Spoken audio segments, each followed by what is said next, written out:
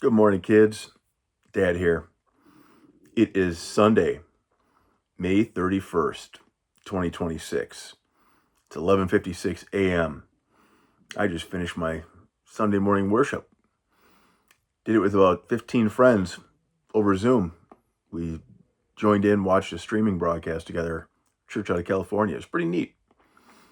Got into the book of Numbers, one of the Old Testament books. And I always hated Numbers. I shouldn't say hate it, but I didn't really care for Numbers when I read through it. It's a lot of just who is who had who kids. This guy begat that guy, he begat that guy. But it was interesting take from the pastor on it.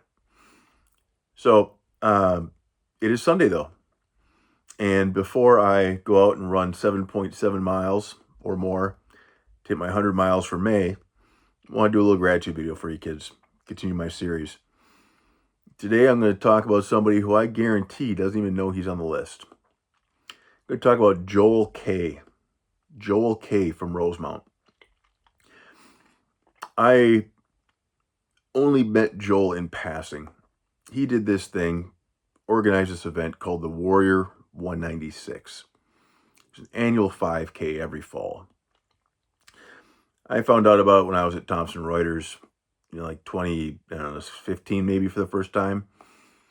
I did it every year for several. Me and Missy, actually mom's friend Missy, would run it for a couple of years in a row. It was the Warrior 196. It was 5K, 1K for each of 5 young men from School District 186, where you kids are right now, who died after 9/11, died in the military. And it was a special one to me. It was always at one of the schools, one of the high schools. We'd just do a 5K, about 3.2 miles around the school. And I'd done that for a number of years. And then, COVID hit and they didn't have it. And then my life got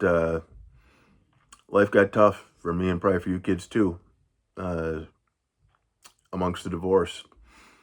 And by 2023, I decided I needed to do it again. And around that same time, I started, if you remember, Rick had put me on this mission to reconnect with some of my tribe, some of my family, veterans, right? So I'd come across this thing called the Yellow Ribbon of Rosemount. The Yellow Ribbon of Rosemount is an organization, a lot of cities have them, where they try and do things to support veterans and support the troops, support guys who are deployed, support their families back home. And one of the events they had, when I looked them up, find out some more about them, was they had a pub crawl. At that time, your dad was drinking a lot of beer every night because I missed you guys. I had this giant hole in my heart where you guys used to live. I used to see you guys every day. You'd fill that hole in my heart. And I started filling it with alcohol. So they had a pub crawl, and I thought, well, I'm pretty good at that.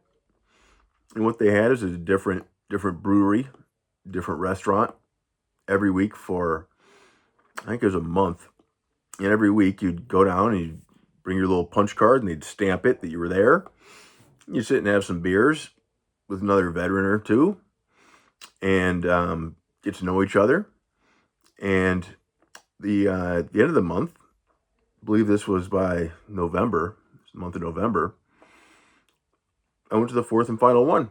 I got my 4th punch stamp. I was so excited because the raffle, the prize was if you got did all 4 events, you put your card in and they'd have a drawing for a brand new Xbox. And your dad, not a video gamer, but I thought, my goodness, I can't think of a better Christmas gift for you kids than a nice shiny brand new Xbox. And I wanted to win that thing. So I figured I'd do all 4. And it got me out of that apartment. I got to meet a couple of people. That was nice. Got to talk to some people. Got to recognize that in Rosemount, there's people out there who support veterans in the military. That was nice. That was a healthy thing for me. The drinking part, not so much. But the sense of community was.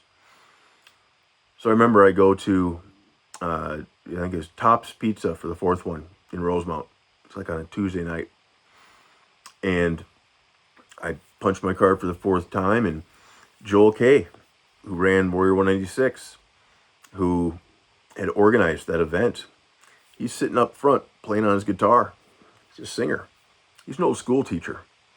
He's an older guy, probably in his late 50s, getting close to retirement. He's up there playing his guitar, and I'm just sitting there with my beer by myself, sipping it, watching him play, and just smiling. And I put my raffle ticket after they punched it into the little fish bowl they had for him. And I'm thinking, gosh, there's like 50 of them in here. I don't have a chance. I'm not that lucky. I never win anything. But I put it in, and I had to sit and listen to Joel play for about an hour. It was very nice. And all of a sudden, they say, okay, time for the raffle. And they call out, and they say, all right, the winner, shiny new Xbox, Ryan McNamee. And I checked my beer. I thought there must have been something that was a drug in it, because I must have been hearing things. And they said it again. I stood up, I raised my hand, I said, oh my gosh, that's me.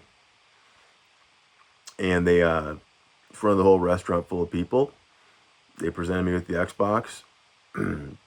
I started crying. And I did my best through tears to thank them. I let them know that how grateful I was for them to put together that pub crawl series. It was a chance to meet some wonderful people. And told them that I typically wouldn't have done it, but I had nothing else to do because I was recently divorced and I couldn't see my kids. I said this Xbox is going to be their Christmas present, and I thanked them. And I left shortly after that because I felt really embarrassed because I was so emotional, and took that Xbox back to that apartment in Egan, and that whole 15-20 minute drive, I cried. And it was I didn't realize at the time, but I think it was a little God moment. So I remember I set that Xbox in the shiny box in the apartment, and I couldn't wait to tell you guys about it for Christmas. Couldn't wait to give it to you guys on Christmas. My thought was that, I was hopeful you guys would be able to come and visit me. I'd be able to have time with you at that apartment in Egan. And then when you guys came over, I could give you your Christmas presents. I had a little tree at that time in that apartment, because it's December coming up, right? And I had some presents for you guys under that tree, and that Xbox was the big one for you guys.